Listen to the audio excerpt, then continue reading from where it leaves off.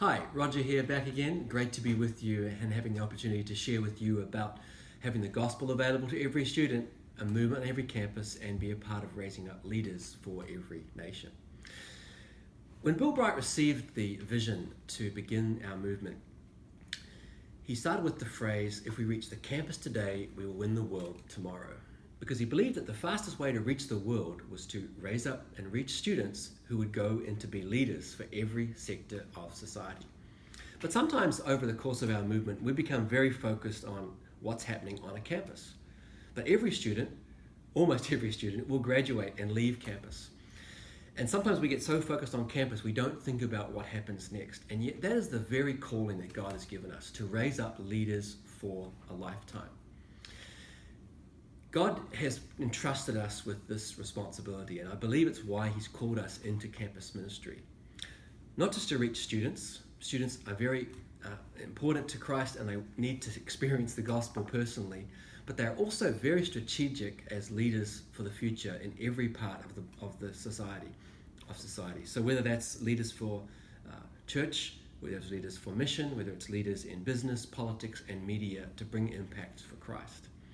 So as a global movement, we are beginning to think a lot more about what it means to raise up these leaders.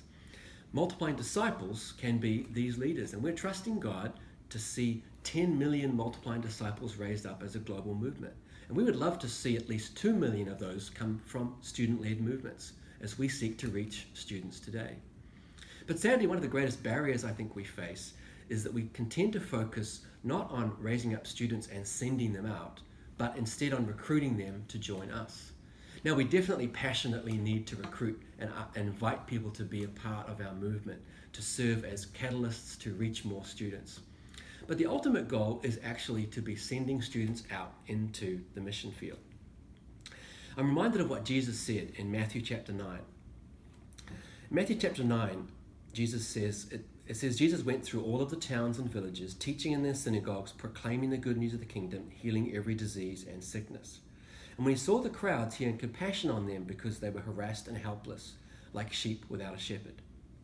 Then his disciples said to him, "The harvest is plentiful, but the workers are few. Ask the Lord of the harvest, therefore, to send out workers into the harvest." Sometimes when we read those verses, we think about praying to the Lord for workers for the harvest. And in our minds, we think that means raising up staff or praying for more staff. But that's not what Jesus meant. He meant the raising up of any laborer who can go into the mission field. And that's really what God is entrusting us to, that we would be praying and seeking Him for leaders to be raised up for every nation. One of the focuses we've talked about in terms of this is called 100% sent. And sometimes we think about winning students to Christ, building them in their faith, and sending them, that we often think about the 5% or maybe 10% that join us.